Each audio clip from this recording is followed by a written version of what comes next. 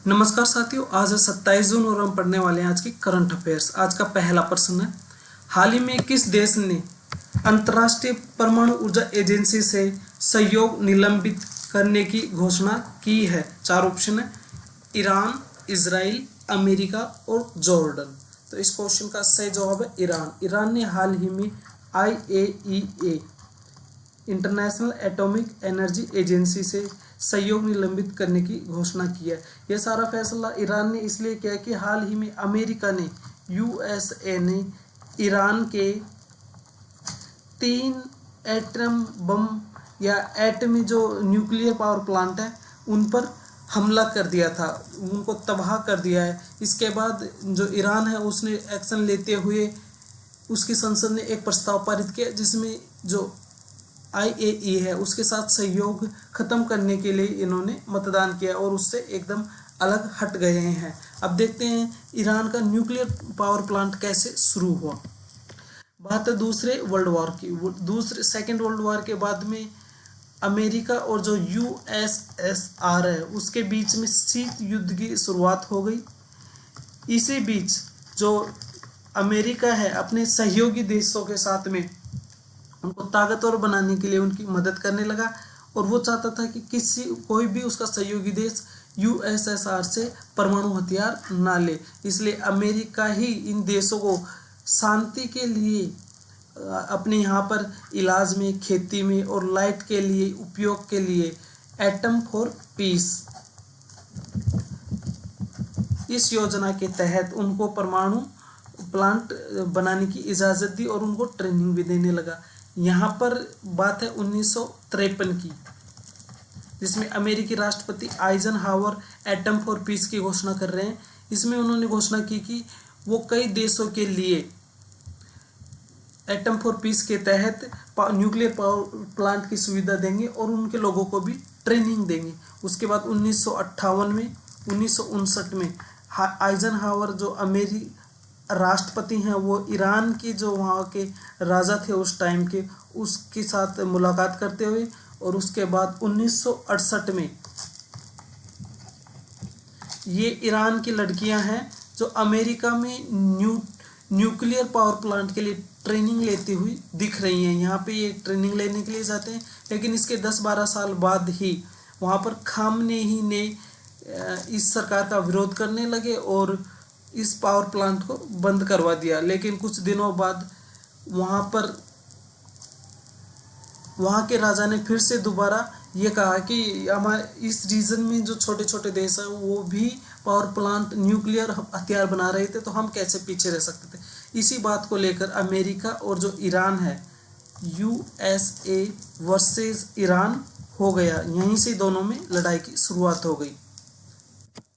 अगला प्रश्न साथियों, संसद संविधान के मूल ढांचे को नहीं बदल सकती है, हाल ही में यह किसने कहा है? चार ऑप्शन है, justice DY Chandrachud, justice BS Gavai, justice Santosh और जस्टिस रमन्ना। इस क्वेश्चन का सही जवाब ऑप्शन बी है, justice BS Gavai, justice Ramakrishna Gavai.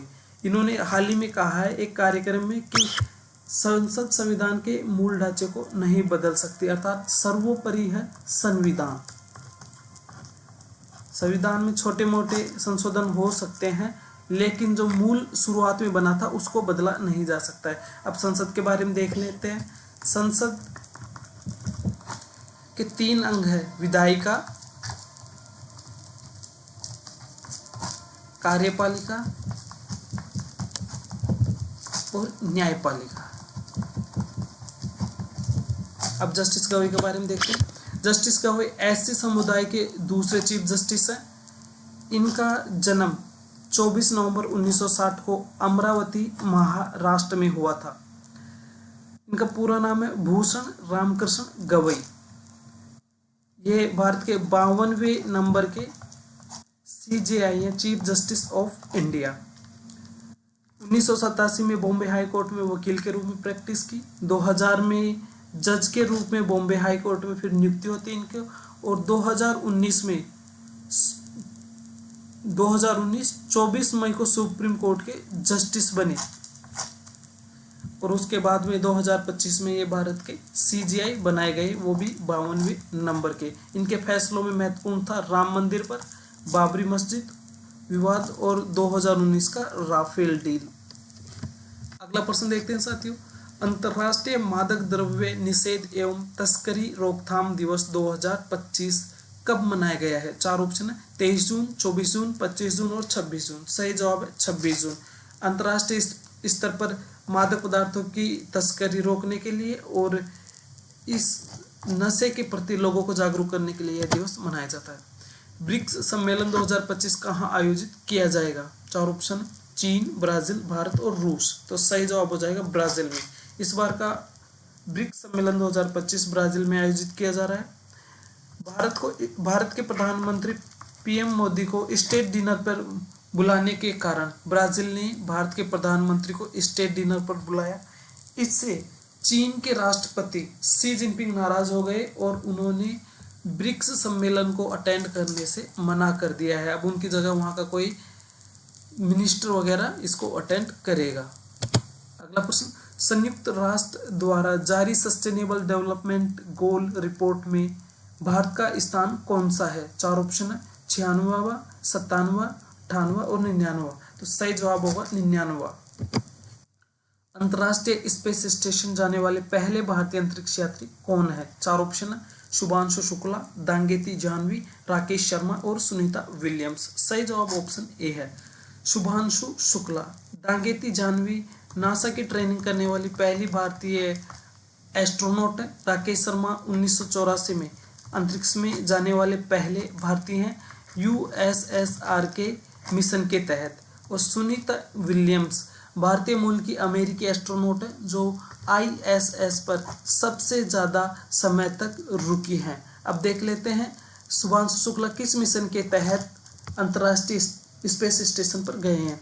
Axiom 4 mission के तहत ये अंतर्राष्ट्रीय स्पेस स्टेशन पर गए हैं। नासा ने स्पेस एक्स के फाल्कन 9 जो फाल्कन 9 रॉकेट है उसमें ड्रैगन कैप्सूल की मदद से इनको अंतरिक्ष में भेजा है। भारतीय समयानुसार 25 जून को लगभग भारतीय समय के अनुसार दोपहर के 12:01 पर इस मिशन को लॉन्च किया गया था। 28 घंटे का सफर तय करके अंतरिक्ष में यह मिशन ISS पर इंटरनेशनल स्पेस स्टेशन पर पहुंच गया, जिसमें पहली बार भारतीय मूल का या भारत का कोई व्यक्ति एस्ट्रोनॉट इस पर गया है और उनका नाम है शुभांशु शुक्ला। अब शुभांशु शुक्ला के बारे में जान लेते हैं। शुभांशु शुक्ला उत्तर प्रदेश के लखनऊ के रहने वाले हैं।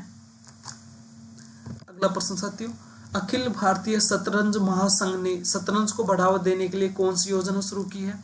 4 प्रश्न है, top national players stipend scheme, राष्ट्रीय खेल प्रतिभा खोज योजना, पंडित दीनदयाल उपाध्याय राष्ट्रीय कल्याण कोष, खेलो इंडिया योजना। तो इसका सही जवाब हो जाएगा option A, top national players stipend scheme. अगला प्रश्न देखते हैं, भारत की पहली बटरफ्लाई सैनिक कहाँ बनाई गई है? केरल, राजस्थान, पंजाब और हरियाणा। तो इसका सही जवाब हो जाएगा केरल में। अगला प्रश्न देखते हैं साथियों, भारत ने हाल ही में किस देश के साथ सबमरीन सहयोग के लिए समझौता किया है? 4 ऑप्शन है, फ्रांस, दक्षिण अफ्रीका, अर्जेंटीना और मलेशिया। तो सही जवाब हो जाएगा दक्षिण अफ्रीका के साथ में भारत ने सहयोग किया है। प्रोजेक्ट एलिफेंट की 21वीं स्टीयरिंग कमेटी मीटिंग 26 जून 2025 को किस स्थान पर आयोजित की गई? नई दिल्ली, भोपाल, देहरादून और गुवाहाटी। तो इसका सही जवाब हो जाएगा देहरादून में। 21वीं स्टीयरिंग कमेटी मीटिंग इसकी देहरादून में आयोजित की गई थी।